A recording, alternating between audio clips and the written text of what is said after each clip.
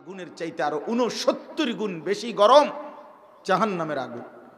আল্লাহর কসম ভাই, হাদিসে আছে, আমি নিজে পড়ছি, তাফসিরে কুরতুবিতে আছে, নবীজি যখন এই কথাইটা বলছে যে দুনিয়ার আগুনের চাইতে আরো ৬৯ গুণ বেশি গরম জাহান্নামের আগুন, সাহাবীরা লাফ দিয়া উঠছে, ফাল দিয়া উঠছে, ওইটা চিৎকার করে বলছে, ওয়া ইন্না যালিকা লাকাফিয়া ইয়া রাসূলুল্লাহ, হে আল্লাহর রাসূল, আরে বলেন কি, দুনিয়ার এই আগুন এটাই তো জ্বালাইয়া পুরাইয়া ছাই করে ফেলার জন্য, লাকাফিয়া, এটাই তো যথেষ্ট, এটাই তো ছাই করে ফেলে, এটাই তো পুরাইয়া ফেলে, এটাই তো ছাই বানিয়ে ফেলে। নবীজি তখন বললেন, তাহলেই ভাবো দুনিয়ার আগুন যদি নিমিষে এইভাবে জ্বালাইয়া ফেলে, তার চাইতে ৬৯ গুণ বেশি গরম আগুন, সেটা কি করবে? কেমনে সইবা বাপ, কেমনে সইবা? এই ছেলেরা, তোমরা যারা নামাজ পড়ো না, জাহান্নামের আগুন কেমনে সইবা? আর এই পর্যন্ত মোবাইলে যত নারী দেখছো, পাইছো কয়জন? আরে বলো না, এই অসভ্য, বলো না, দুশ্চরিত্র সন্তান, বলো। নারীর ছবি দেখো যারা, উলঙ্গ ছবি দেখো যারা, তুমি তো নিকৃষ্ট অসভ্য, তুমি তো দুশ্চরিত্র, তুমি তো লম্পট, তুমি তো ব্যভিচারী, তুমি তো জেনাখোর, তুমি তো চরিত্রহীন। আর যার চরিত্র নাই সে তো মানুষ না, সে জানোয়ার। যার আখলাক নাই সে মানুষ না, সে জানোয়ার। আল্লাহ নবী সাল্লাল্লাহু আলাইহি সাল্লাম বলছেন, ভিন নারী দেখা এটাও তো চোখের জিনা, কথা শোনা এটা কানের জিনা, জবান দিয়ে কথা বলা ভিন নারীর সাথে, এ তো জবানের জিনা। হাত দিয়ে ছুঁয়ে দেওয়া হাতের জিনা, অন্তর দিয়ে অশ্লীল কল্পনা করা এ তো অন্তরের জিনা। লজ্জাস্থান দিয়ে জিনা করা এ তো লজ্জাস্থানের জিনা, সবটাই জিনা। হ্যাঁ, এজন্য যারা নারীর ছবি দেখো, অশ্লীল উলঙ্গ দৃশ্য দেখো, তুমি তো ব্যভিচারী, তুমি তো চরিত্রহীন বাবা। তোমার দ্বারা পৃথিবীও কিছু পাবে না, আখিরাতেও কিছু মিলবে না, না তোমার জিন্দেগি গড়লো, না পৃথিবীর কোনো উপকার হলো। তুমি একটা অপদার্থ, একটা ফালতু মানুষ হিসাবে দুনিয়ায় পড়ে রইলা আর কি, যে সামান্য শাহওয়াতের কাছে হেরে গেলা, সামান্য শাহওয়াতের কাছে। এই জন্য বাপ, বন্ধু আমার, ভাই আমার, সবার কাছে অনুরোধ, উসিকুম ওয়া ইয়া, আপনাদেরকেও বলছি, আমাকেও বলছি, চলেন ফিকির করি, নিজের ফিকির করি। ইয়া আইয়ুহাল্লাযীনা আমানু আলাইকুম আনফুসাকুম, আল্লাহ তাআলা বলেন, হে ঈমানদারগণ, প্রত্যেকেই নিজেকে আঁকড়িয়ে ধরো, নিজেকে আঁকড়িয়ে ধরো, নিজেকে গড়ে তোলো, নিজেকে সাজিয়ে তোলো, বরবাদ কইরো না বান্দা। আল্লাহ বলছে, লা তুলকু বিআইদিকুম ইলা তাহলুকা, আল্লাহ বলছে, এই বান্দা, নিজের হাতে নিজেরে বরবাদ করে দিও না বান্দা। আল্লাহ কোরআনে বলছে, ওয়ালা তুলকু বিআইদিকুম ইলা তাহলুকা, হায় আমার বান্দা, নিজের হাতে নিজেরে শেষ করে দিও, ক্ষতিগ্রস্ত হইবা বান্দা, ক্ষতিগ্রস্ত হইবা। কোরআন শরীফ আছে, ইয়াউমা ইদিন ইয়াতাযাক্কারুল ইনসান ওয়া আন্না লাহু যিকরা, হাসরের ময়দানে জাহান্নামকে দেখে সরাসরি সচক্ষে প্রতিটা নাফরমান তার দুনিয়ার জীবনের সমস্ত গুনাহের কথা মনে পড়বে। কিন্তু আল্লাহ বলেন, মনে তো পড়বে বান্দা, বুঝে তো আসবে বান্দা, ওয়া আন্না লাহু যিকরা, কিন্তু বলো না সেদিন বুঝে কি লাভ হবে? বলো ভাইয়া, ওয়া আন্না লাহু যিকরা, সেদিন বুঝে লাভ কি হবে? লাতারাবুন্নাল জাহিম, দুই চোখে তো জাহান্নাম দেখবা।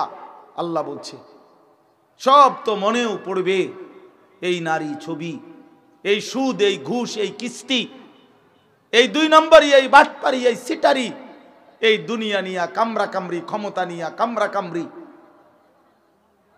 এই সম্পদ নিয়ে বাড়াবাড়ি, এই অবৈধ উপার্জনের ছড়াছড়ি, সবই তো মনে পড়বে, কিন্তু লাভ কি হবে? ইয়াকুলু ইয়া লাইতানি কদ্দামতু লি হায়াতি। আল্লাহ বলে প্রত্যেকটা নাফরমান তখন আফসোস করবে আর কপালে হাত মারবে আর বলবে, হায় আমার মন্দ কপাল, আমি যদি দুনিয়ার জীবন থাকতে এই জীবনের জন্য আখিরাতের জন্য কিছু পাঠাইতাম। আহা কি করল, আমার তো টাকা ছিল, আমি যদি দান করতাম, আমার তো সময় ছিল, শরীর ছিল, আমি যদি সেজদা দিতাম, আমি যদি বন্দিগি করতাম, আমি যদি আল্লাহর দেওয়া টুকুর মধ্যেই তৃপ্ত হতে পারতাম, কত না ভালো হতো। আহা কি করলাম, আহা কি করলাম। প্রিয় বন্ধু আমার, বাপ আমার, অতএব আমরা প্রত্যেকেই এটা ফিকির করা চাই, আমাদের প্রত্যেকের এটা উচিত। আমি এই সুন্দর মাহফিল, এই বর্ণাঢ্য এত বড় ইন্তেজামের মধ্যে আমি সবাইকে এটা বললাম, আমার এটাই আমার মূল নসিহত। জিন্দেগি সুন্দর করেন, জীবন সুন্দর করেন। সারা পৃথিবীর মতো বাংলাদেশেও ইসলাম মুসলমানের বিরুদ্ধে প্রতিদিন নিত্য নতুন ষড়যন্ত্র। সারা পৃথিবীর দুশ্মন চাচ্ছে ভাইয়া বাংলাদেশেও মুসলমানের অবাধে রক্ত ঝরুক। একবার শহীদ অ্যাডভোকেট সাইফুল ইসলাম আলিফ চট্টগ্রামে এক ইমানদার মুসলমানের প্রকাশ্যে দিবালোকে ইসকনের গুন্ডারা, সন্ত্রাসীরা, হিন্দু সন্ত্রাসী বেঈমানরা সরাসরি এই বাংলাদেশে একজন জীবন্ত মুসলমানকে জবাই করে হত্যা করছে, শহীদ করে দিছে। আরেকবার এখন আবার এই 18ই ডিসেম্বর টঙ্গীর ইজতেমার মাঠে রাত গভীরে অন্ধকারের মধ্যে ইমানদার মুসলমান, সারাদিন সারা পৃথিবীর মুসলমানরা ইজতেমার ময়দানে আসবে আল্লাহর ইবাদতের জন্য, সেই কাজ করে ইমানদার মুসলমান যারা 5 ওয়াক্ত নামাজ পড়ছে, এই মানুষগুলো রাত্রি গভীরে ঘুমাইছে। সেই মানুষগুলোর উপরে, ঘুমন্ত মানুষগুলো ইমানদার মুসলমানের উপরে মুসলিম পরিচয়ধারী ছদ্মবেশী কিছু মুনাফিক, এই সাদের অনুসারী কিছু গুন্ডা, কিছু সন্ত্রাসী রাত গভীরে অতর্কিত আক্রমণ করে ইমানদারের রক্তে টঙ্গীর জমিন ভাসায় ফেলছে।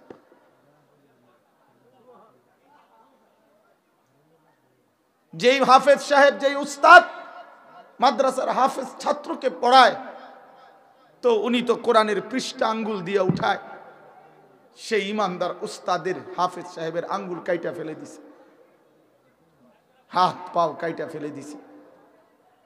কি নির্মম মানুষ।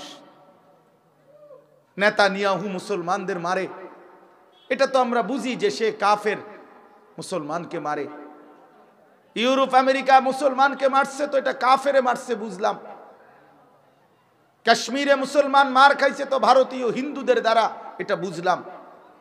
রোহিঙ্গা মুসলমানদেরকে বার্মার বৌদ্ধরা মারছে, এটা তো বুঝলাম। কিন্তু মুসলিম পরিচয় দিয়ে ইমানদার মুসলমানের রক্তে জমিন ভাসায় দিছে, এ কেমন নির্মম মানুষ,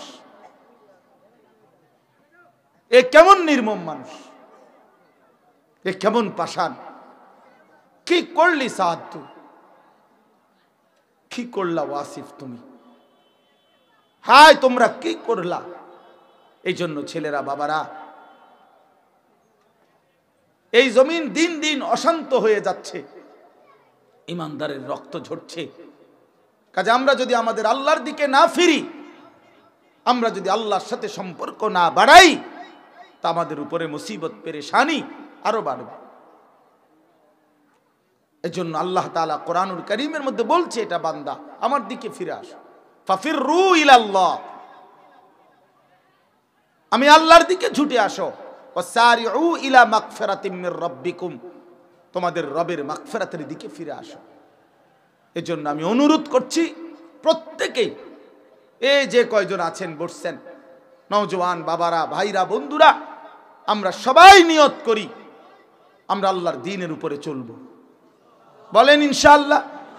বিশেষ করে নওজোয়ান ছেলে, তোমরা নিয়ত করো, তোমরা নামাজ পড়ো ভাই, তোমরা গুনাহ ছেড়ে দাও, অশ্লীলতা ছেড়ে দাও, মোবাইলের আসক্তি, নারীর আসক্তি, জিনা ব্যভিচারের প্রবণতা, মদ জুয়ার আসক্তি ছেড়ে দাও, বন্ধুদের অসৎ আড্ডা বন্ধ করে দাও ভাইয়া।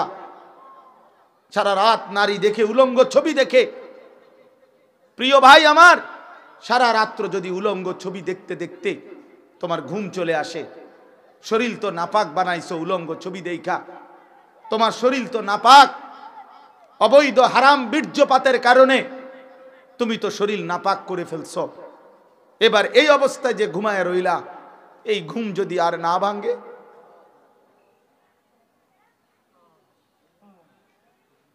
এই রাত যদি আর তোমার জন্য ভোর না হয়, আর যদি তোমার চোখ না মেলে, তো এই দেহ নিয়া, এই অসৎ, এই দুশ্চরিত্র নিয়ে তুমি কবরে কেমনে যাইবা? তোমার পরিণতি কি হবে? না এশার নামাজ পড়লা, না ফজরের নামাজ পড়লা, তো তুমি মুসলমান কিসের? কি তোমার পরিচয়? আল্লাহ আমাদেরকে বিবেক দান করেন, আল্লাহ আমাদেরকে আখলাক দান করেন, আল্লাহ তাআলা আমাদেরকে ফিকির দান করেন। এবার শুনেন আয়াতগুলোর তর্জমা, তাইলেই আমার কথা শেষ। যেই 5টি আয়াত আমি পড়েছি, 30 নম্বর পারা, 83 নম্বর সূরা, সূরাটার নাম হলো তাতফিফ। এই সূরার 5টি আয়াত আল্লাহ তাআলা বলেন, ইন্নাল আবরারা লাফি নাঈম, আমার নেককার বান্দারা, আমার ইমানদার বান্দাগণ, আমার সৎকর্মপরায়ণ, আমার হুকুম মানছেন, আহলুত তাআতে ওয়াস সিদক, যারা সর্বদাই সত্যের উপরে ছিল, আমি আল্লাহর আনুগত্যের উপরে ছিল, আল্লাহ তাদের পুরস্কার শুনাইতেছে। ইন্নাল আবরারা লাফি নাঈম, আমার সেই সৎকর্মপরায়ণ নেককার বান্দাগণ আখিরাতে নেয়ামতে পরিপূর্ণ জান্নাতেই বসবাস করবে, নেয়ামতে ভরা। ইজা রাআইতা সাম্মা রাআইতা নাঈমান ওয়া মুলকান কাবীরা, আল্লাহ বলে আমার বান্দা যখন জান্নাতে ঢুকবে তো জান্নাতের নিয়ামত দেখবে, তো আবার দেখবে, আবার দেখবে, আবার দেখবে, ঘুরে ঘুরে চোখ ফিরায় ফিরাইয়া বারবার দেখবে। দেখতে দেখতে আমার বান্দা বুঝবে যে আল্লাহ তাআলা তাকে নিয়ামতে ভরা এক বিশাল সাম্রাজ্য দান করছে, মুলকে কবীর, অনেক বড় সাম্রাজ্য। তো আল্লাহ তাআলা বলেন এখানে আমার বান্দা নিয়ামতে পূর্ণ জান্নাতে বসবাস করবে। আলাল আরাইকি ইয়ানদুরুন, আল্লাহ তাআলা এরপরে বলেন জান্নাতের সিংহাসনে বসে আমার বান্দা জান্নাতি দেখতে থাকবে। কি দেখবে? 3টা জিনিস দেখবে। 1 নাম্বার হলো আল্লাহ তাআলা তাকে যেই সুবিশাল জান্নাত দান করছে, এই জান্নাত পুরাটা নিয়ামতে পূর্ণ, এক নজরেই সিংহাসনে বসে দেখতে থাকবে পুরা জান্নাত। তাহলে জান্নাত কত বড়? এই প্যান্ডেলের অর্ধেক। কি বলেন? সবচেয়ে ছোট জান্নাত 10 দুনিয়া বরাবর। এই 10 দুনিয়া বরাবর জান্নাত যেটা পুরাটা, এটা সে এক নজরেই, চোখের এক দৃষ্টিতেই পুরাটা দেখবে। এখন প্রশ্ন হলো, তো কেমনে দেখবো এত বড়টা? তা আমি উত্তরে বলি যে আপনি আমার জন্য দোয়া করেন, আমি আপনার জন্য দোয়া করি, আল্লাহ যেন আমগো সবাইরে জান্নাত দেয়। তো গেলেই আমরা দেখমু যেটা কেমনে দেখা যায়। কথা বলছেন নাই? তা আমরা নিয়ত করি যে আল্লাহ যেন, আপনারা নিয়ত করে দোয়া করে দেন আমারে, যে আল্লাহ যেন আমারে জান্নাত দেয়। আমি আপনাদের জন্য দোয়া করি আল্লাহ আপনাদেরকেও যেন জান্নাত দেয়, আমরা যেন মিলে মিশে একসাথে দেখতে পারি। আল্লাহ আমাদেরকে তৌফিক দান করেন। অর্থ হইল আল্লাহ তাআলার কুদরতের সামনে কোনো কিছুই অসম্ভব না, অসম্ভব কিছু না। মহান আল্লাহ পাকই আজকে চোখ এতটুকু দেখে, এটা যেমন আল্লাহর কুদরতে, সেদিন চোখ 10 দুনিয়া একসাথে দেখবে, সেটাও আল্লাহর কুদরতে, আল্লাহর কুদরতে। অতএব আল্লাহ তাআলা বলেন আমার বান্দা তার নিজের জান্নাত দেখতে থাকবে। 2 নাম্বার, সিংহাসনে বসে জান্নাতি বান্দা জাহান্নামীদের আযাবের দৃশ্য এখানে বসেই দেখতে থাকবে। তাফসীরের মধ্যে আছে জান্নাতি বান্দা নিজের পরিচিত মানুষগুলোকে জাহান্নামের আযাবের মধ্যে দেখবে আর লাফ দিয়া চিৎকার করে বলবে, হায় বন্ধু, সেদিন যদি আমি তোমার পথে চলতাম তাহলে তো আজ জাহান্নামের এই পরিণতি আমারও হতো। আমার আল্লাহ দয়া করেছেন বলেই আমি আজ জান্নাতে এসে পৌঁছলাম, তোমাদের সাথেই চলতাম ফিরতাম, কিন্তু ইন্নী জানানতু আন্নী মুলাকিন হিসাবিয়া, আমি দিলের মধ্যে রাখতাম যে এমন একটা হিসাবের দিন আখিরাত হবে, এই জন্য আমি বাজারও করছি, নামাজও পড়ছি, আমি ব্যবসাও করছি, হালালও উপার্জন করছি, আমি সংসারও করছি, আল্লাহর বন্দেগীও করছি, আমি খেয়াল রাখছি দুনিয়া যাই হয় হোক আখিরাত যেন আমার জীবন থেকে না ছোটে। এজন্য বুদ্ধিমান সে, নবীজি বলছেন আল কাইয়িসু মান দানা নাফসাহু ওয়া আমিলা লিমা বাদাল মাউত, বুদ্ধিমান সে যে নিজের দিকে খেয়াল রাখে আর মৃত্যু পরবর্তী আখিরাতের জন্য আমল করে।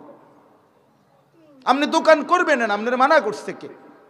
সকাল 8টা বাজে দোকান খুললেন, দুপুর 1টা 10-এ দোকানটা বন্ধ কইরা 1টা 30-এর জামাত জোহরে 20টা মিনিটের জন্য জামাত শরীক হইতে পারলা না, তোমার মতো অকৃতজ্ঞ নাফরমান আর কে হইতে পারে? বেঈমান। এক ওয়াক্ত নামাজ পড়তে তো মসজিদে 20 মিনিট লাগে না, 20টা মিনিট তুমি নাফরমান, দোকান ছাড়তে পারলা না, তোমার যে সময় মুতে ধরে সেই সময় দোকান থেকে যাও কেমনে? তোমার যে সময় বাথরুমের প্রয়োজন হয়, তোমার যে সময় নাস্তার প্রয়োজন হয়, তোমার যে সময় খানার প্রয়োজন হয়, তোমার যে সময় বিশ্রামের প্রয়োজন হয়, তোমার যে সময় বন্ধুদেরকে নাস্তা খাওয়াবার জন্য চা দোকানে গিয়ে আড্ডা দিবার সময় হয়, তখন বেঈমান সময় মিলে কেমনে? এই নাফরমান, নামাজের বেলায় সময় নাই, কাস্টমারের চাপ, কাস্টমার তোর বাপে দিছে বেটা, তোর উপার্জন তো আল্লাহ তাআলা দিয়েছে, আল্লাহ তাআলা দিয়েছে, সেই মালিককে ভুলে যাওয়া। কি পরিমাণ গাদ্দার মুসলমান! দুনিয়ার সব প্রয়োজনের সময় সে দোকান বন্ধ করে না, কথা বলেন না কেন? শ্বশুর বাড়ির যাইবার সময় দোকান বন্ধ থাকে না, দুনিয়ার বাকি প্রয়োজনের সময়, তো তখন যাও কেমনে? নাস্তার টাইমে তোমার দোকানে কাস্টমার নাই, তুমি দুপুরের খানা খাও না, রাতের খানা খাও না, দুনিয়ার সব প্রয়োজনের জন্য ওই বন্ধুরে নিয়ে ওই দোকানে মোগলাই পরোটা আর 1 কাপ চা আধা ঘন্টা লাগাইয়া খাইছে, গপ মারছে, কই ওই সময় দোকানের অসুবিধা হয় নাই, এখন নামাজের জন্য গেলে বেঈমান অসুবিধা হয়ে যাবে। হ্যাঁ, নাফরমান। মূল কথা হইল কলিজার ভিতরে আখিরাত নাই, মনে করে এগুলা হুজুররা এগুলাই মারতে চায়। যে হুজুরার একটা কথা, হুজুরের এই সমস্ত চিল্লানি ধরিলে চলন যাইতো না, হুজুরের সব কথা ধইরা ফারণ যাইতো না, হুজুররা যত কয় এত না। আমার একবার একজনে কইছে হুজুররা যত কয় এত না, কিছু বাড়াইয়াও কয়। তা আমি বললাম চাচা আচ্ছা মনে করেন আমি বাড়াইয়া কইছি, তো অর্ধেক মনে করেন যে দূর বলছি তার অর্ধেক হইব মনে করেন, তো অর্ধেক ফিডা লইতে পারবেননি, বুঝেন না এমনি কথাটা? আমি যে দূর কইছি ফিটবো মনে করেন তার অর্ধেক ফিটবো আপনারে মনে করেন, তো অর্ধেক ফিডা লইতে পারবেননি, কথা বলেন। অথচ বাস্তবিকে কথা হইল হুজুররা যত কয় তত না, এটাই ঠিক কথা। আসলে মানে হইল উনারা যা বুঝাইতে চায় এটা না, বরং হুজুররা যা কয় যত কয় তত না, এটাই সঠিক কথা। মানে হইল জান্নাত এবং জাহান্নাম আখিরাতের বর্ণনা একেবারেই যৎসামান্য আল্লাহ তাআলা আমাদেরকে জানাইছেন। প্রকৃত হালাত প্রকৃত অবস্থা আল্লাহর কসম তার চাইতে কোটি কোটি গুণ বেশি, তার চাইতে বেশি। জান্নাতের বর্ণনা আমরা দিতেই পারি না, জান্নাত তার চাইতে বেশি। জাহান্নামের আযাবের বর্ণনা আমরা যা বলি তার চাইতে কোটি গুণ বেশি। বেশি ভাইয়া, যত কয় তত না, এটার মানে কম, কম না, তার চাইতে বেশি এটা। এই জন্য প্রিয় ভাই আমার, জান্নাতি বান্দা দেখবে জাহান্নামীকে সিংহাসনে এরকম বসে। এখন আমি বসে যেমন আপনাদেরকে দেখতেছি, এভাবে দেখবে জাহান্নামীকে আর মনে করবে। 3 নাম্বার হলো আলাল আরাইকি ইয়ানদুরুন। আল্লাহ বলে আমার নেককার বান্দা জান্নাতে বসে সিংহাসনে দেখতে থাকবে। এই দেখতে থাকবে দুইটা গেল, একটা হলো পুরা নিজের জান্নাত দেখবে, 2 নাম্বার হলো জাহান্নামীদের আযাবের দৃশ্য দেখবে, 3 নাম্বার হলো আল্লাহু আকবার। 3 নাম্বারটা কি জানেন? বলতাম এটা। 3 নাম্বার হলো জান্নাতি সিংহাসনে বসে চোখ উপরের দিকে দিয়ে মহান আল্লাহ পাক রব্বুল আলামিনকে সচক্ষে দেখতে থাকে। আলাল আরাইকি ইয়ানদুরুন ইলা রাব্বিহি আযজা ওয়াজাল।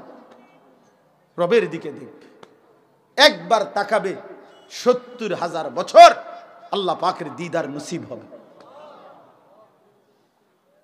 আমার শায়েখ আল্লামা মুফতি মুশতাকুর নবী সাহেব বলে, জান্নাতের হুরেরা ফিসিন দিয়া টানাটানি করবো, এই আল্লাহর বান্দা এদিকে কুদ্দুস চান না, আমরার দিকে চান না, তো অনেক দিন হয়ে গেছে।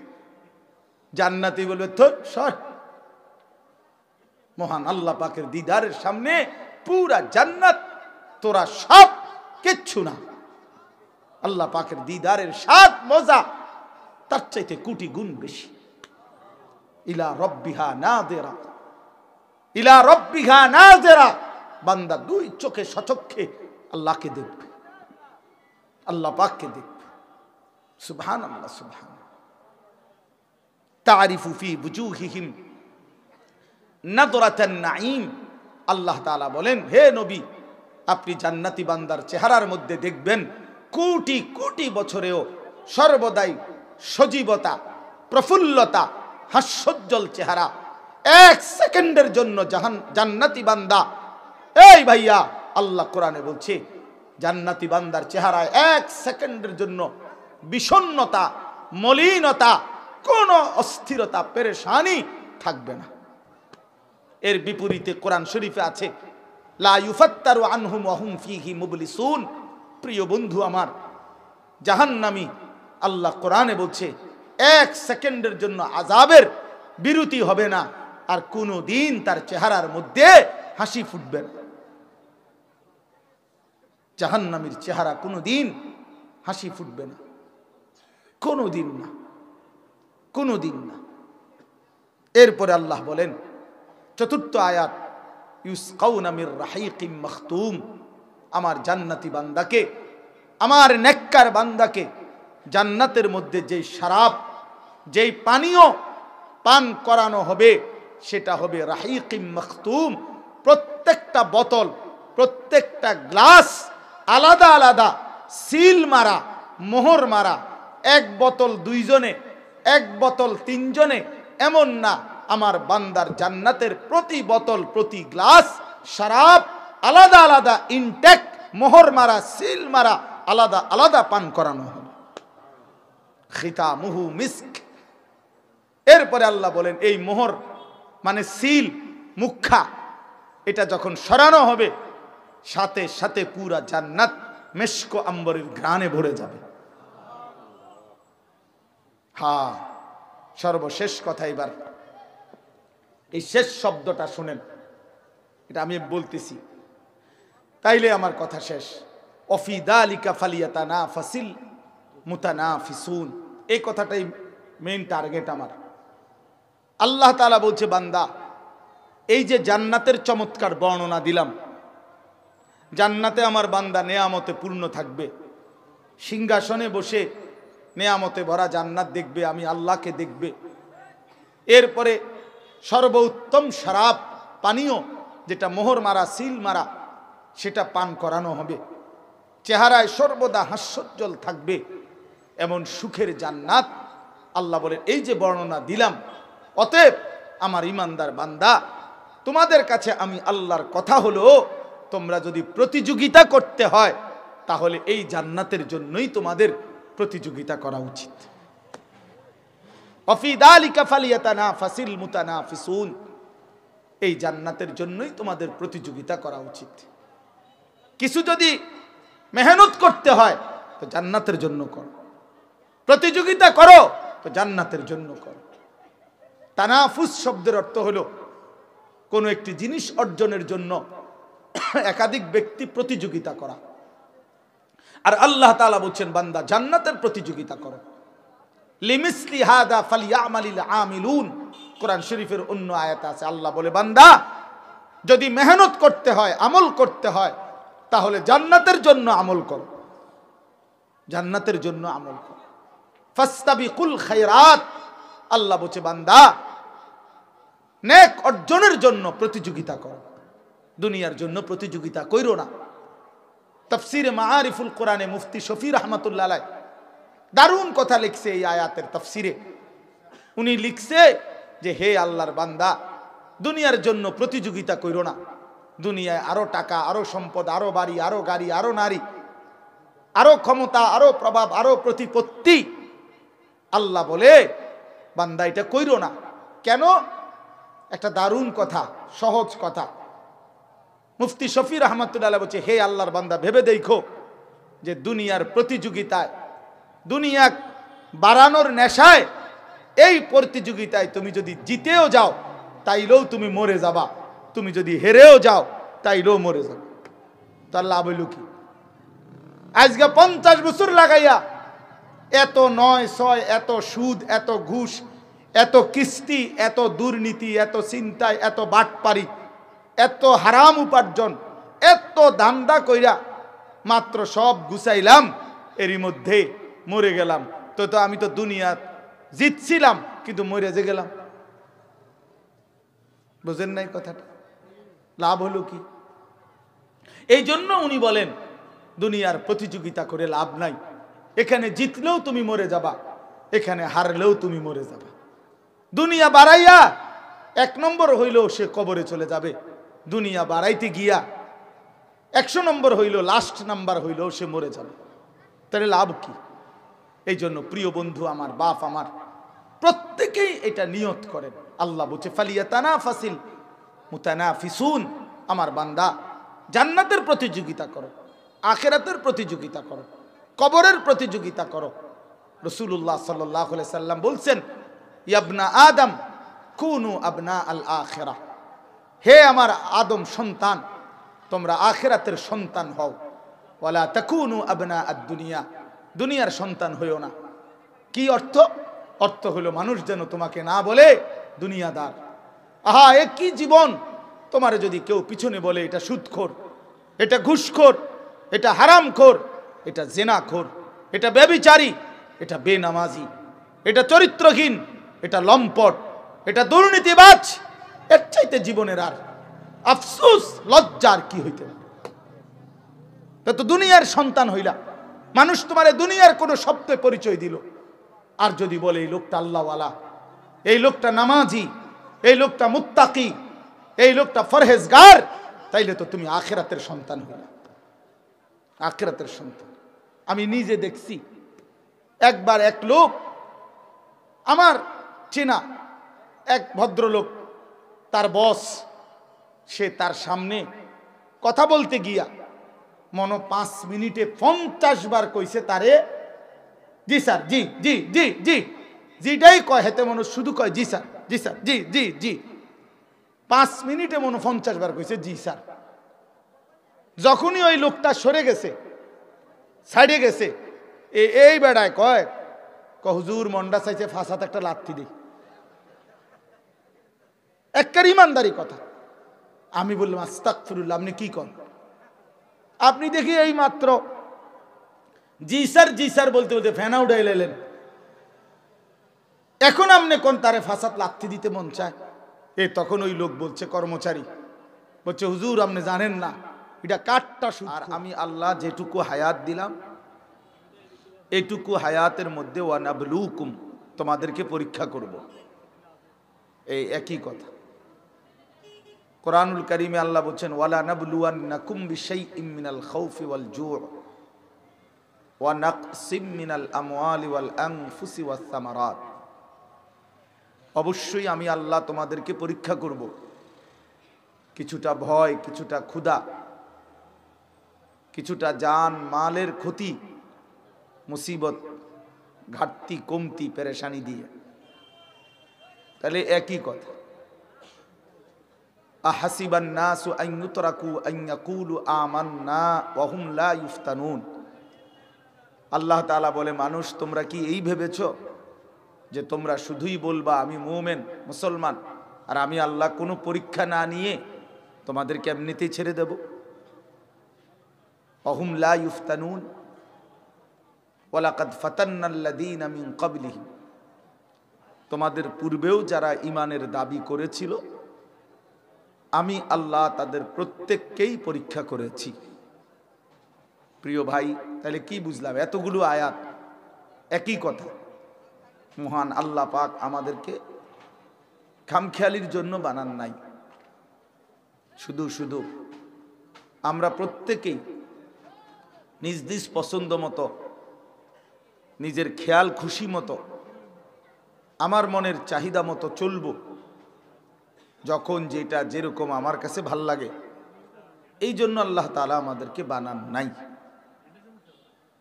এটি সুনির্দিষ্ট লক্ষ্য উদ্দেশ্যে আল্লাহ তাআলা আমাদেরকে বানিয়েছেন, দিক নির্দেশনা দিয়েছেন, এবং ওই টার্গেট অর্জনের জন্য যা দরকার তার সমস্ত ব্যবস্থাপনা আল্লাহ তাআলা আমাদের জন্য করেছেন।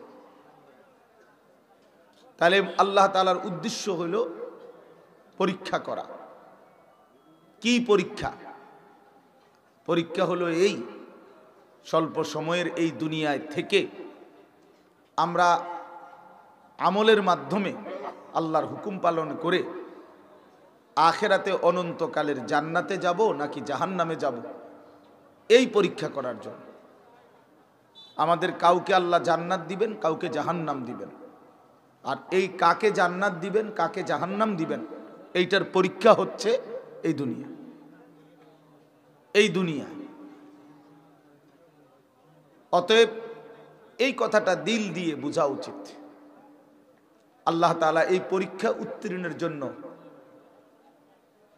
তিনটা জিনিস আল্লাহ তাআলা আমাদেরকে সর্বদাই দিয়ে রাখছেন। এক নাম্বার হলো ফাজআলনাহু সামিআম বাসীরা, আমাদের শরীর, চোখ, নাক, কান দিয়ে এমন একটা শরীর আমাদেরকে দিয়েছেন যেই শরীরের মধ্যে আল্লাহকে মানার সকল যোগ্যতা আল্লাহ তাআলাই কুদরতিভাবে দিয়েছেন। আল্লাহর হুকুম যা তা পালনের যোগ্যতা আমাদের দেহের মধ্যে আল্লাহ তাআলা দিয়েছেন।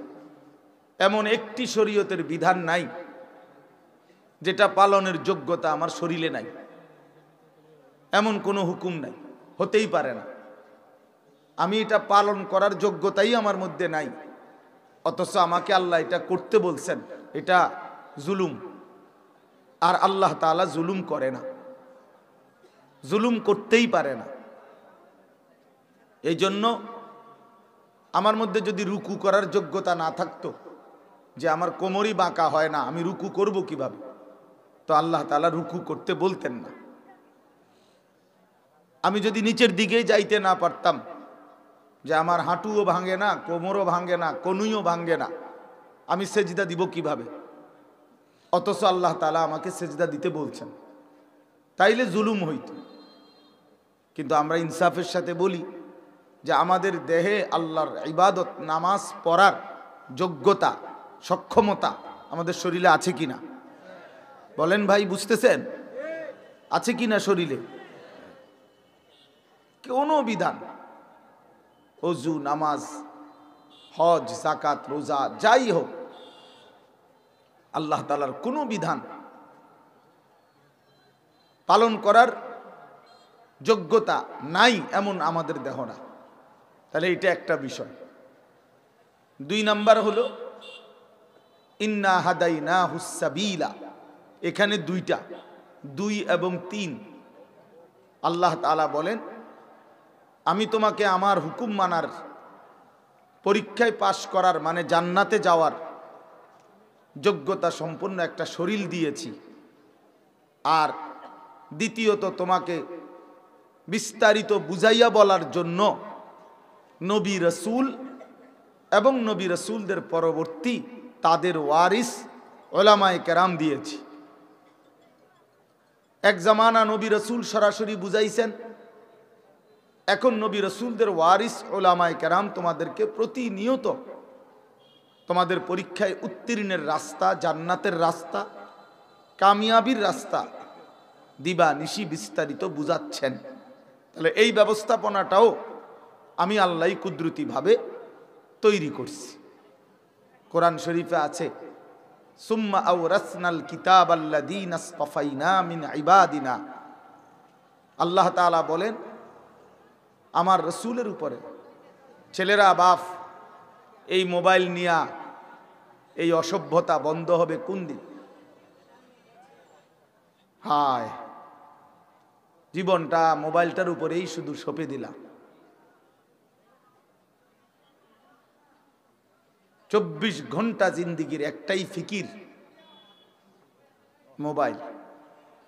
যখন যেখানে যা পাও ছবি উঠাও।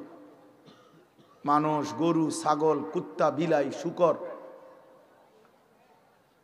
জোয়ান, বুড়া, বেডা, বেডি, পুরুষ, নারী, হুজুর, পাবলিক, যা পায় অপদার্থ সন্তান, এই এক ফিকিরেই জিন্দিগি, এক ফিকিরেই। বসছে ওয়াজ শুনতে, মোবাইল এটা ঘুরাইতেছে, নাড়াইতেছে, তামাশা করতেছে। হায় হায় হায় হায়, টার্গেট রাখছে, মোবাইল ধরে রাখছে, বক্তার সাথে একটা ছবি উঠাবে। খুব ফিকির, মানে দিলের তামান্না, পৃথিবীতে জন্মের সার্থকতা, যে বক্তার লগে একটা ছবি উঠাইতে আসছে। এতে বক্তারই কি হবে আর শ্রোতারই কি হবে? কি ফায়দা হবে? এই পরিমাণ বেহুদা ফালতু অভ্যাস, এর কি অর্থ আছে? কি অর্থ আছে বাপ? এজন্য দয়া করে আমার অনুরোধ, আমি শুরুতেই বলছি, মনোযোগ দিতে। এই হাতে ধরা যেই মোবাইলগুলো, এগুলো নামায় ফেলো, ভালো হবে। এমনি শোনো ভাই, চোখের দিকে তাকায়া ওলামায়ে কেরামের কথা শুনলে বরকত হবে, কলিজায় জমে, দিলের মধ্যে জমে। মোবাইলে তো জমতেছে, মোবাইলে তো ওয়াজের অভাব নাই। এক এক বক্তার হাজার হাজার ওয়াজ মোবাইলে আছে, কিন্তু দিলের মধ্যে, আমাদের জিন্দিগির মধ্যে কি আছে এটা তো দেখার বিষয় ভাই।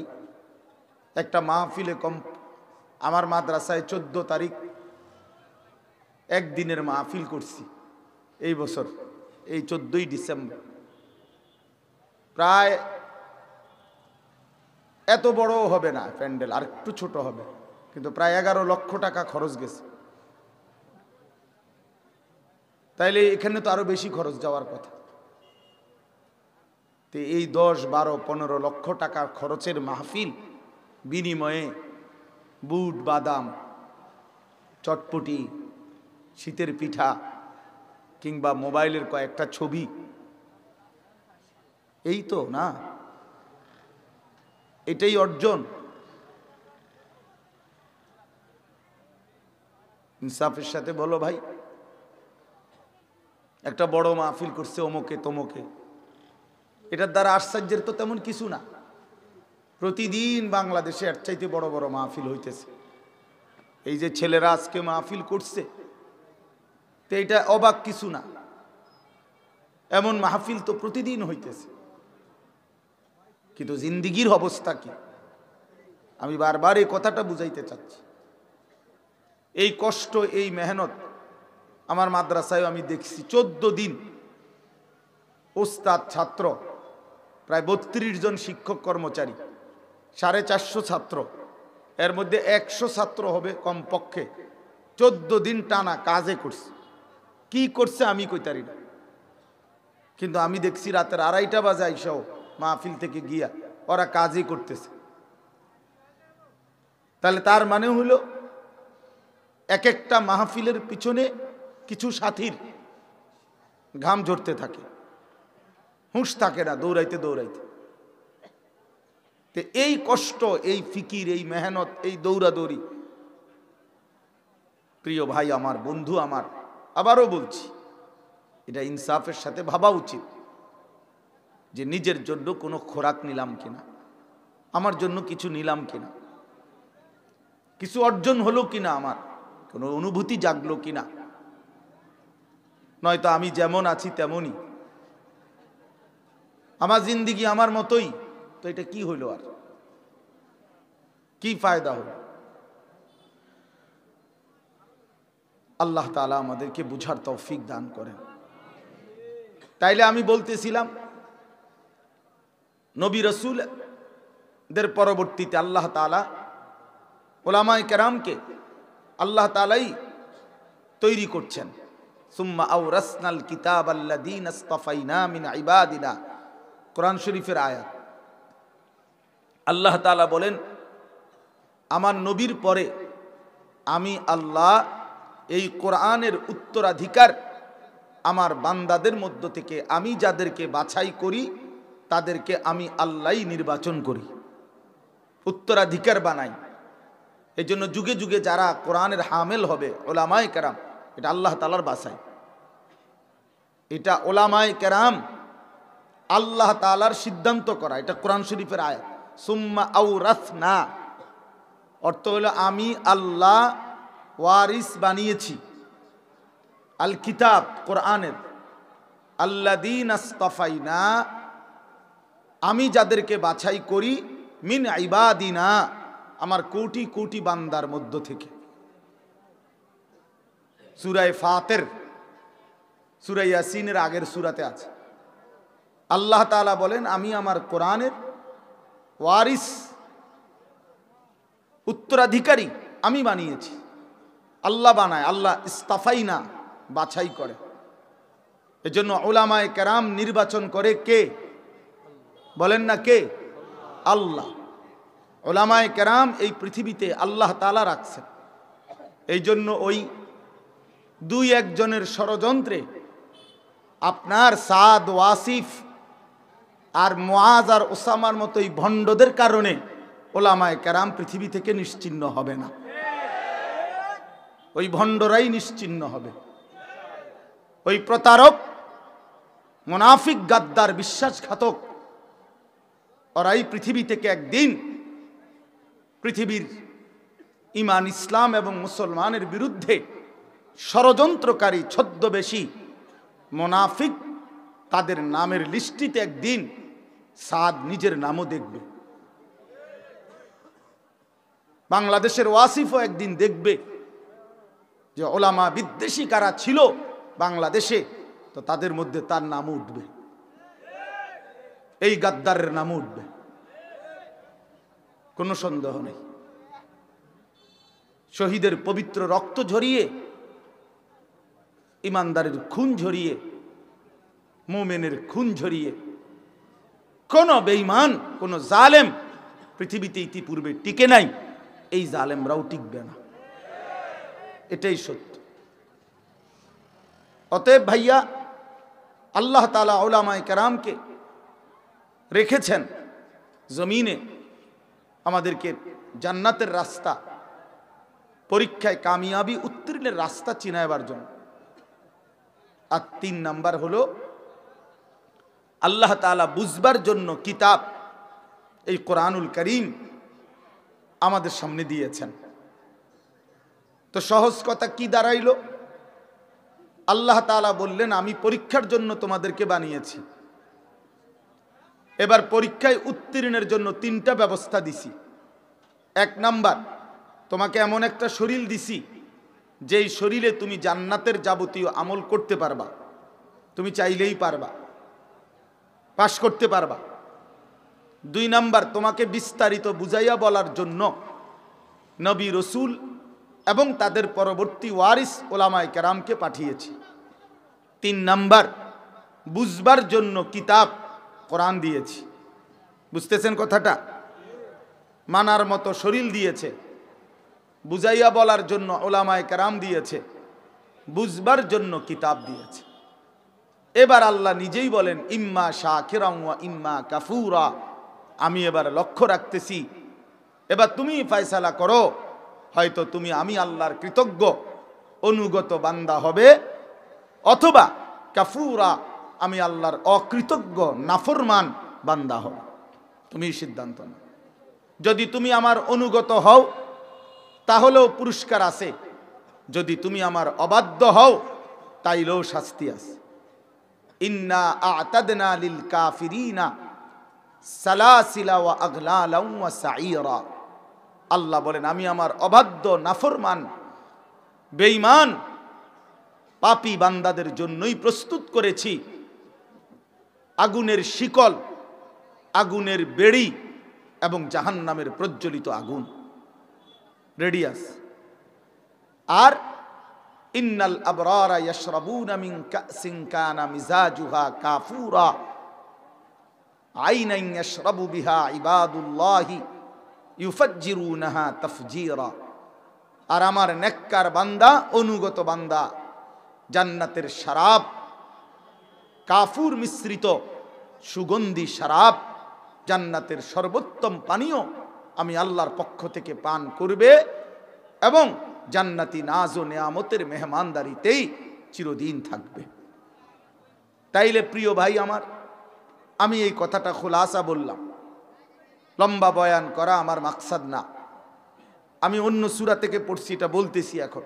তো প্রথম সারাদিনের এই সবগুলো বয়ানের শেষ মাথায় আইসা এই কথাটা বললাম যে ইনসাফের সাথে বিবেকের প্রশ্ন করে নিজের সাথে বোঝাপড়া করা উচিত। ইজা সাররাতকা হাসানাতুকা ওয়া সাআতকা সাইয়্যাতুকা ফাআনতা মুমিন। নবী সাল্লাল্লাহু আলাইহি সাল্লাম বলেন, তোমার নেক আমল করলে যদি খুশি লাগে, গুনাহ এবং নাফরমানি করলে যদি কষ্ট লাগে, তাহলেই বুঝবে তুমি মুমিন। তুমি ইমানদার আছো কিনা, মুসলমান এখনো আছো কিনা, এটা বুঝার উপায় কি? আমি এখনো মুসলমান কিনা, এটা বুঝার উপায় নবীজি বলছেন। যদি নেক কাজ করলে তোমার ভালো লাগে, খুশি লাগে, আল্লাহর নাফরমানি করলে, মন্দ কাজ করলে কষ্ট লাগে, ব্যথা লাগে, অশান্তি লাগে, অস্থিরতা লাগে, তাহলেই তুমি মুমিন। যদি এর থেকে নিচে নেমে যাও তো ধরে নাও তোমার ঈমান চলে গেল। অর্থাৎ বছরের পর বছর, দিনের পর দিন তুমি গুনাহ করতেছ, আল্লাহর নাফরমানি করছো, কিন্তু তোমার কলিজার মধ্যে কোনো ব্যথাও নাই, লজ্জাও নাই, শরমও নাই, অনুভূতিও নাই, বিবেকও নাই। দিল মরে গেছে, বিবেক মরে গেছে। তুমি এক টানা লাগাতার নাফরমানি করছো, তো ধরে নাও তোমার ঈমান হারিয়ে গেছে।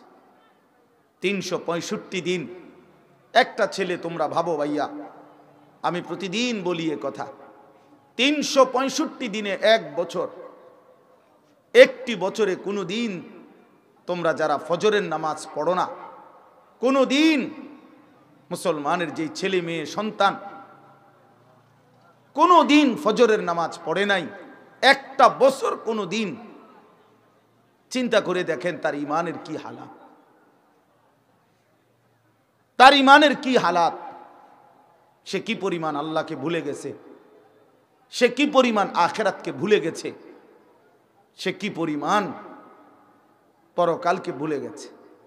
30 বছর ধরে মনে করেন ব্যবসা করে, তো প্রতিদিন ওজনে কম দেয়, তো এই নাফরমান কি পরিমাণ আল্লাহকে ভুলছে। 30 বছর ধরে সুদ খায়, 30 বছর ধরে মিথ্যা বলে, 30 বছর ধরে ওজনে কম দেয়, 30 বছর ধরে নাচ গান নাটক সিনেমা টেলিভিশন নর্তকীর ছবি, বউ বাচ্চা ঘর পরিবার এবং নিজেও দেখে, প্রতিদিন আল্লাহর নাফরমানি এক তালে এক ঢঙ্গে করতেছে, কোনো পরোয়া নাই, কোনো লজ্জা শরম নাই, চেহারার মধ্যে কোনো বিমর্ষ লজ্জিত অনুভূতিও নাই। 60 বছর 50 বছর সবার সামনে প্রকাশ্যে খোলামেলা বিড়ি সিগারেট খাইতেছে, কথায় কথায় গালি দিতেছে, মিথ্যা বলতেছে, সুদ কিস্তি বাটপারি ধোকাবাজি করতেছে। বলেন এই নাফরমানের ইমানের হালাত কি? তার আখিরাতের হালাত কি? তার কবরের ফিকির কি? সে পরকালকে কি পরিমাণ ভুলছে। আল্লাহকুমুত তাকাসুর হাত্তা যুরতুমুল মাকাবির। আল্লাহ তাআলা বলে, বান্দা দুনিয়া বাড়ানোর নেশা তোমারে তো ডুবাইয়া দিল, আখিরাত তো ভুলাইয়া দিল।